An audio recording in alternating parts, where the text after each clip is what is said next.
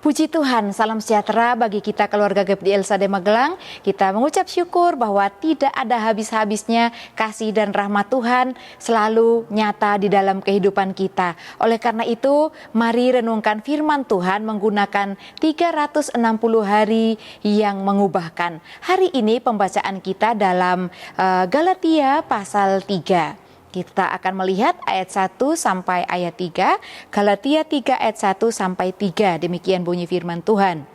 Dibenarkan oleh karena iman.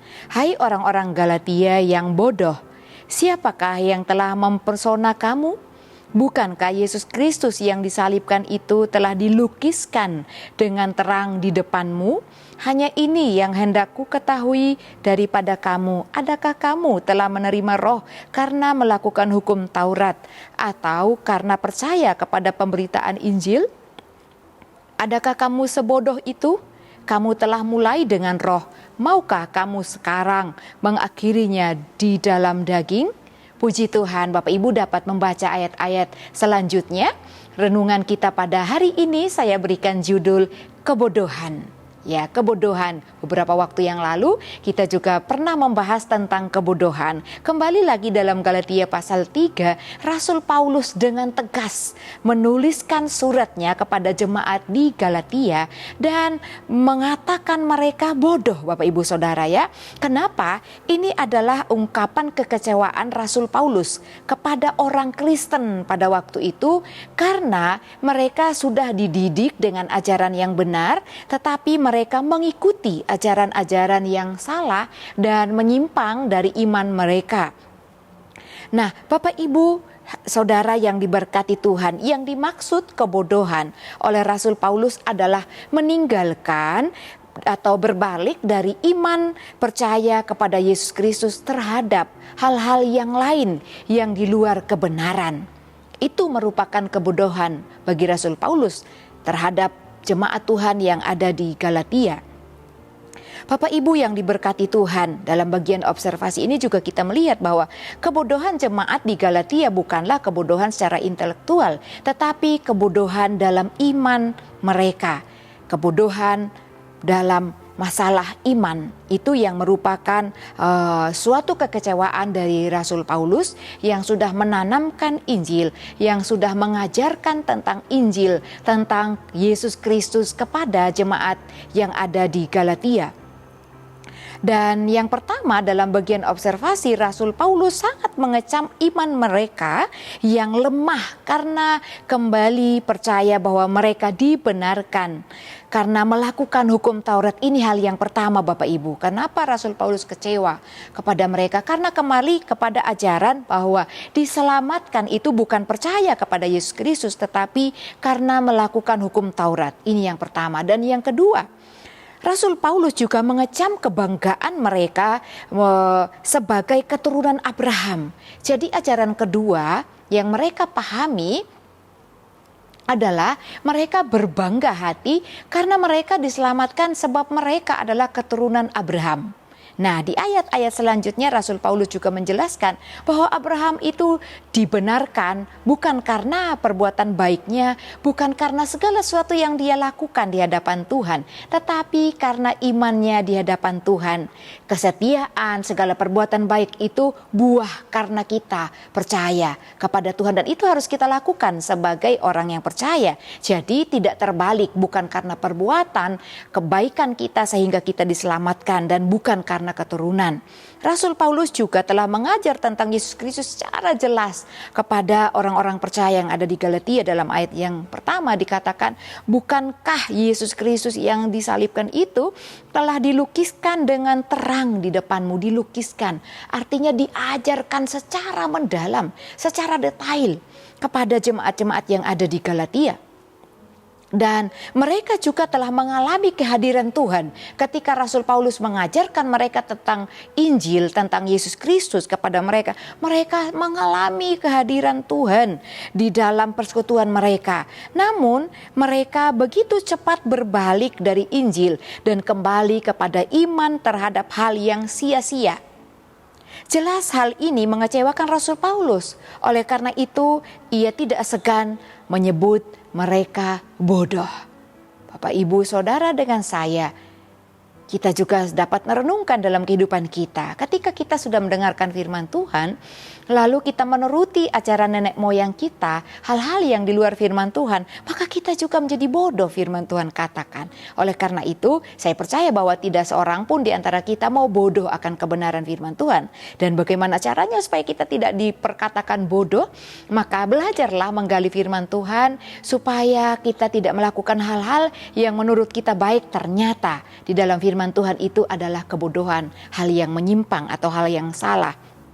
Lalu dalam bagian aplikasi yang kita lihat pada kesempatan ini yang kita dapat pelajari dari kebenaran firman Tuhan, ya, aplikasinya kita harus memahami bahwa perbuatan dan garis keturunan tidak bisa menyelamatkan seseorang. Contohnya, mungkin ketika kita menjadi anak hamba Tuhan atau cucu pendeta tertentu, pendeta terkenal Bapak Ibu Saudara, maka kita tidak bisa mengklaim bahwa kita akan selamat karena opa kita pendeta atau kakek, engkong, emak kita pendeta, ya.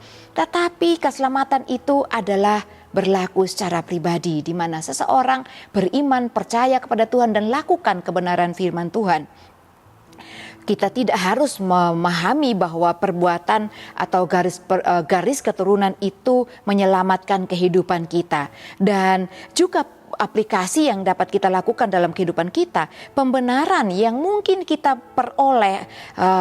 memperoleh pembenaran oleh karena anugerah keselamatan hanya kita dapati peroleh di dalam iman kepada Yesus Kristus yang telah menebus dosa kita dari belenggu dosa. Ayat 13, Bapak Ibu dapat baca kembali.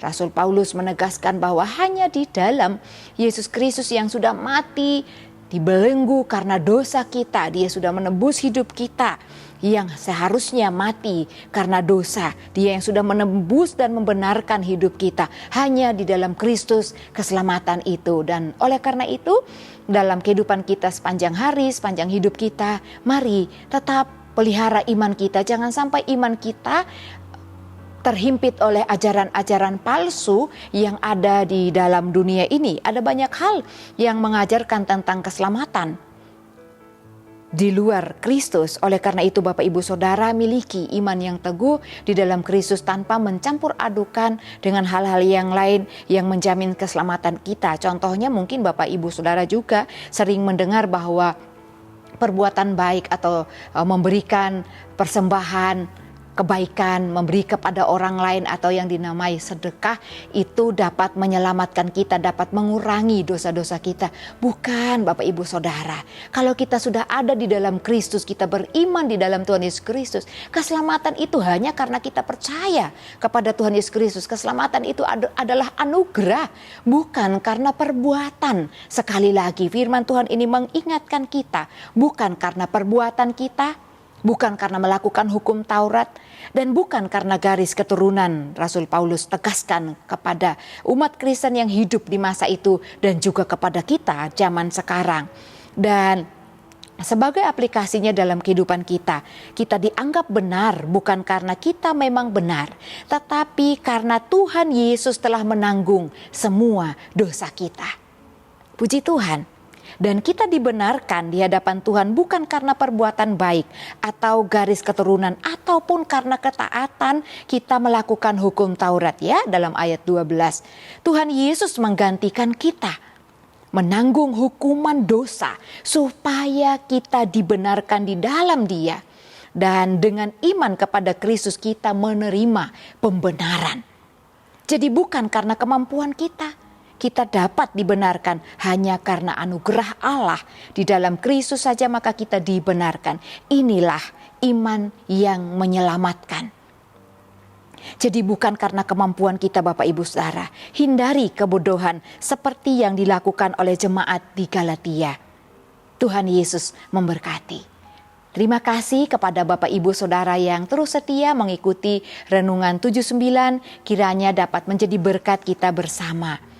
Bagi Bapak Ibu Saudara yang ingin didoakan untuk pokok doa tertentu atau menyaksikan kesaksian pribadi, mujizat kesembuhan, pemulihan masalah keluarga dan lain-lain dapat disalurkan melalui chat WhatsApp di nomor 081327420088. Puji Tuhan, mari kita mengucap syukur, berdoa kepada Tuhan atas kebenaran firman Tuhan yang kita renungkan pada hari ini. Terima kasih Bapa yang baik, kami mengucap syukur untuk setiap kebenaran firman Tuhan yang sudah kami nikmati sebagai makanan rohani kami, supaya iman kami bertumbuh dan hidup di dalam Tuhan Yesus Kristus. Tuhan, tolong kami mencintai firman-Mu supaya iman kami tidak menjadi lemah seperti iman jemaat yang ada di Galatia. Dan tolong kami Tuhan membedakan mana ajaran Alkitab, ajaran firman Tuhan dan ajaran-ajaran dari dunia ini yang menerapkan keselamatan,